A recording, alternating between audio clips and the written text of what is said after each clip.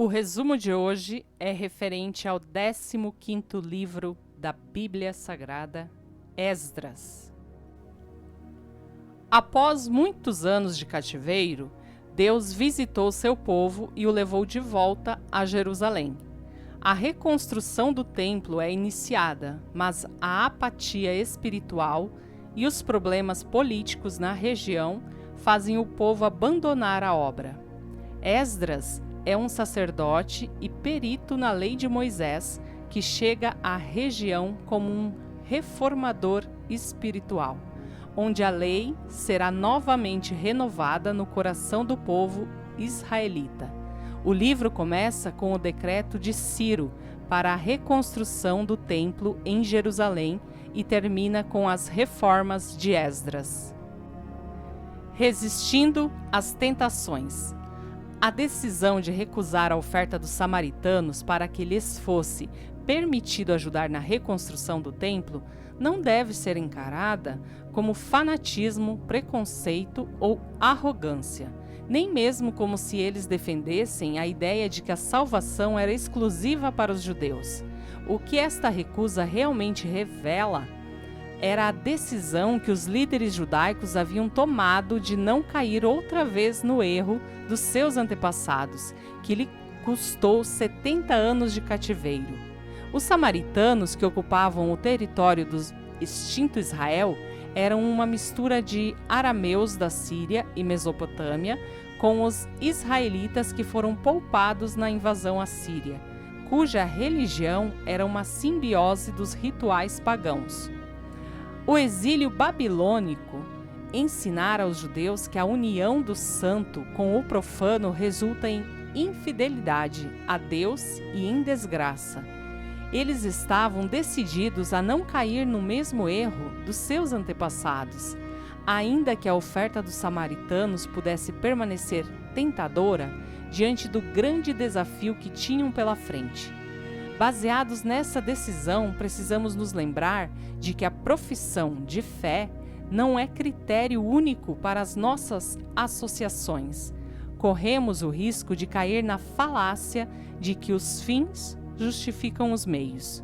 Muitas vezes somos tentados a nos conformar com o mundo, na intenção de exercer influência sobre pessoas mundanas que queremos conduzir a Cristo. Contudo, aquilo que pode parecer vantajoso seguramente redundará em prejuízo espiritual.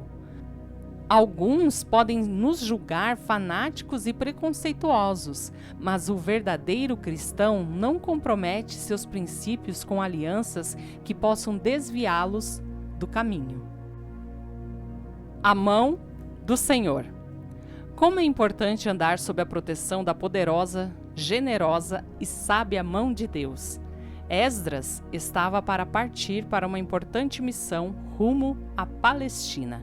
Ele deveria jornadear através do perigoso deserto que separava a Babilônia de Jerusalém, infestado de bandos de saqueadores, conduzindo um verdadeiro tesouro, doação de Artaxerxes Longimano, rei da Pérsia, avaliado em muitos milhões de dólares, impossível de um cálculo preciso, imagina em reais, destinados à reconstrução dos muros de Jerusalém. Esdras não temia enfrentar essa perigosa jornada, porque a mão do Senhor, seu Deus, estava sobre ele. Bem-aventurada coisa é ser conduzido pela mão de Deus. Bem-aventurada coisa é saber que não precisamos nos preocupar com o futuro, pois o Senhor que nos conduz já o tem traçado para nós.